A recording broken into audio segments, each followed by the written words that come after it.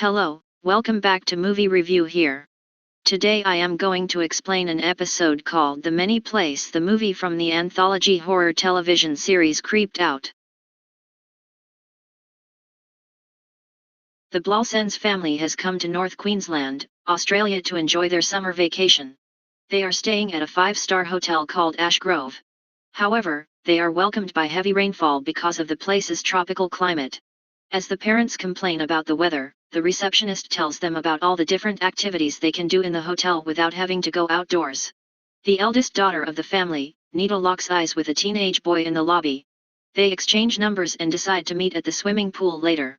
The youngest of the family, Max, runs inside the elevator and presses all the buttons just for the fun of it. She is stopped by the hotel's boiler man. He has worked in the hotel for several years and knows all its secrets. The man warns Max against pressing all the buttons, claiming that bad things happen to kids who do so. He also mentions someone named Kinkin, but before he can elaborate, the hotel clerk approaches them. She reminds him that the elevator is only for guests and he isn't allowed to use it.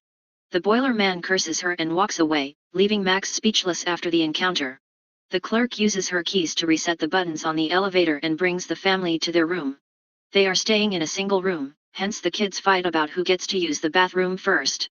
Nita accidentally scrapes Max's favorite black sandals in the process. The sisters used to be best friends, but now that Nita is growing into a teenager, they have grown apart. Max asks her father if she will also grow up to become like her sister. The father understands that she is hurt by Nita's behavior and consoles her.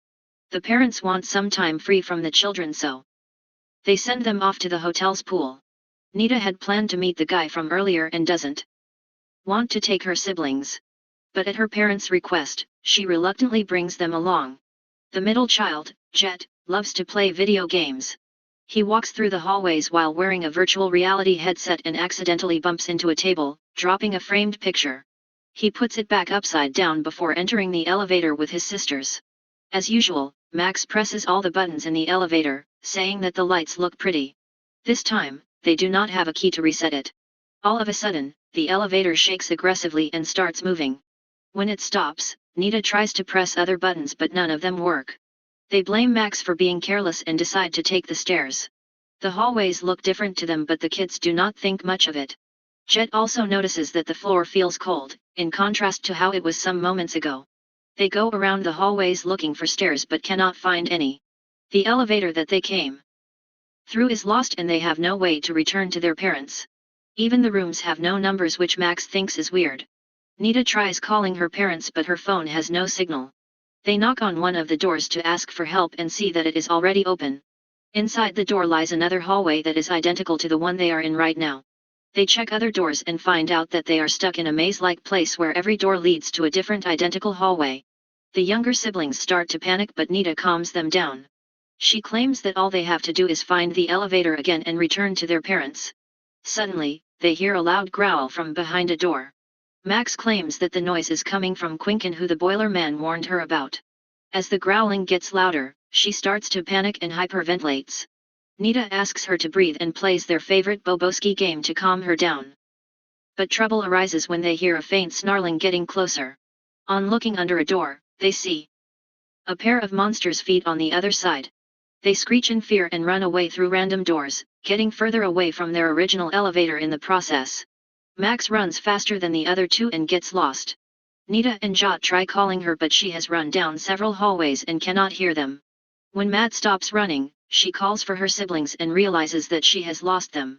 While looking for her, Jet and Nita hear an elevator door ding followed by melodic music. They follow the sound and finally reach the elevator. Nita doesn't want to leave without Max, but Jet claims that if they inform their parents, they will find her quicker. They get on the elevator and Jet notices the red interior when he clearly remembers it being a neutral color before.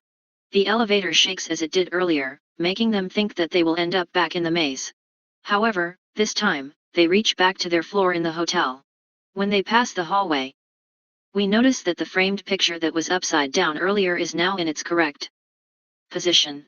Nita uses the keys to open the door to their room. However, they are met with a surprise when they see two strangers inside. When asked what they are doing there, the strangers claim that they have been in the room for a week. The kids then go to the reception and inquire about their parents. The clerk who checked them in only a few hours ago claims that no one of the names are staying at the hotel. The boiler man overhears their conversation and seems to know the truth about the maze.